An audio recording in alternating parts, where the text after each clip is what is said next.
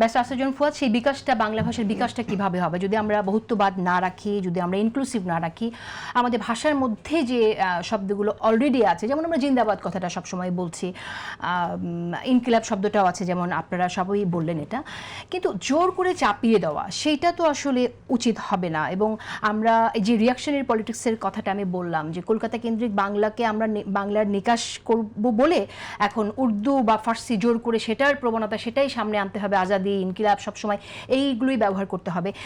আদর্শভিত্তিকভাবে যদি এভাবে ভাষাকে ডিকটেট করা হয়, তাহলে বাংলা ভাষার বিকাশটা কিভাবে হবে, আসলে ইনক্লুসিভ কিভাবে হবে? কোনো কিছু চাপিয়ে দেওয়া হচ্ছে না তো। ইনকিলাব বলেন, ইনসাফ বলেন, আজাদি বলেন, এই কোনো শব্দ তো বাংলাতে নতুন না। এটা বাংলা লিটারেচারে ব্যবহারটা তো ওরকম না। যখন আমরা যেটা হয়েছে এখানে, আমরা গত 16-17 বছর ইন্ডিয়ান একটা হেজিমনিকে ফাইট করেছি। আওয়ামী লীগ বলেন, জাতীয় পার্টি বিটিম আকারে বলেন, এবং ভারতীয় আধিপত্যবাদ ফাইট করছি। এবং এই আধিপত্যবাদ যখন আমরা ইন্ডিয়ান হেজিমনি বলি, আমরা আসলে দুইটা জিনিসকে বুঝাই। একটা হচ্ছে দিল্লি বেইজ পলিটিক্যাল হেজিমনি, আর Kolkata beige cultural hegemony.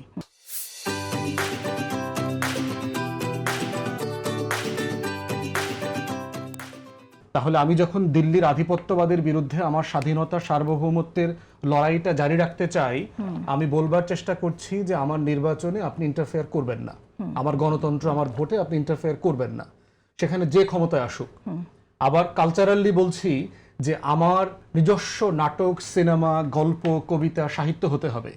Bollywood কলকাতার ছবি 3rd-4th ক্লাস রেটেড, আপনার এই যে স্টার জলসা মার্কা যে আমাদের পরিবার ধ্বংসকারী জিনিস, সেখান থেকে তো বের আসতে হবে। তাহলে প্রশ্ন হচ্ছে আমি সেটা কিভাবে করব? আমার করবার জায়গাতে অনেকগুলো কাজ করতে হবে। বাংলাদেশে গত কয়েক দশক ধরে আমরা দেখছি, বাংলাদেশে অনেকগুলা জাতীয় পত্রিকার নাম দেখেন, কাদের নাম এই পত্রিকাগুলো হয়েছে? কখনো কি আপনারা টকশোতে আলোচনা করেছেন যে কেন হিন্দুত্ববাদী সংগঠন যারা ছিল, যুগান্তর, অনুশীলন, তাদের নামে কেন পত্রিকা হইতে হবে এখানে? যেই রাজনীতির বিরুদ্ধে আমরা না বলছি, দিল্লির আধিপত্যবাদ, মোদির হিন্দুত্ববাদ, তার বিরুদ্ধে আমরা না বলছি, কিন্তু তাদের সেই আধিপত্যবাদের, হিন্দুত্ববাদের রাজনীতি তো এই দেশে পত্রিকা, কালচার আকারে আছে। তাহলে কেন টকশোতে সেগুলো নিয়ে আলোচনা হয়নি? তাহলে কি আমরা সেই শেয়ারটাই তুলছি? তাহলে আপনি ন্যাচারালি বিকাশ করতে দেন, ন্যাচারালি হতে দেন। তাহলে আপনি একটাকে টেকনিক্যালি প্রমোট করছেন, যখন সেই কালচারাল হেজিমনিকে আজকে চ্যালেঞ্জ করছে আমাদের তরুণরা, তখন আপনি আবার যদি তাদেরকে ট্যাগ দেওয়ার চেষ্টা করেন যে এরা ধর্মীয়, এরা রিয়াকশনারি, উর্দু ফার্সি শব্দ চাপিয়ে দিতে চাচ্ছে, বাস্তবতাটা তা না।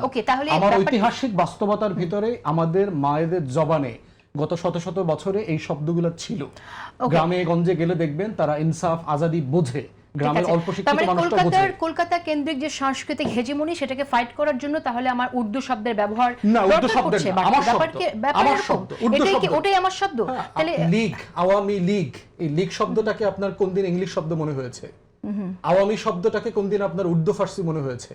পানি শব্দটাকে কোন দিন আপনার ফার্সি মনে হয়েছে? একটা শব্দ কতদিন ব্যবহার করলে আপনার হবে, আমার হবে, এইটা তো একটা ন্যাচারাল ফেনোমেনা। পানি, চেয়ার, টেবিল, এগুলো তো আমার শব্দ এখন, এগুলো তো ইংলিশ শব্দ। ব্যবহার করতে করতে আমার শব্দ হয়ে গেছে। তাহলে এক্স্যাক্টলি এই শব্দগুলো অন্য জায়গা থেকে কেউ নতুন করে গত 2 বছরে 1.5 বছরে চাপিয়ে দেয় নাই। এই শব্দগুলো যারা লিটারেচার পড়ে, যারা বাংলাদেশের সাহিত্যের সাথে পরিচিত, তারা গত কয়েক যুগ থেকে পরিচিত এই শব্দের সাথে। না, সেটা পরিচিত ঠিক আছে, আমি তো বললামই ফররুক আহমেদ বহু ব্যবহার করেছে, সেটা আমরা জানি। হ্যাঁ, কিন্তু যখন প্রশ্ন আসবে, আমরা বহুত্ববাদের কথা বলবো, যখন আমরা চাইবো যে সব শব্দের ব্যবহারই থাকুক, তখন আমরা স্বাধীন শব্দকে ফেলে দেব, বিপ্লব শব্দকে ফেলে দেব, আজাদি ব্যবহার করব। ব্যাপারটা কি এরকম হবে কিনা, সেই জায়গাটাই প্রশ্ন আমার ছিল। কে বলেছে যে স্বাধীনতা শব্দটা, বিপ্লব শব্দটা ব্যবহার করা যাবে না? কে বলেছে? ওকে, ঠিক আছে, বলে নাই তো। ঠিক আছে, বরং উল্টাটা করার চেষ্টা করা হচ্ছে।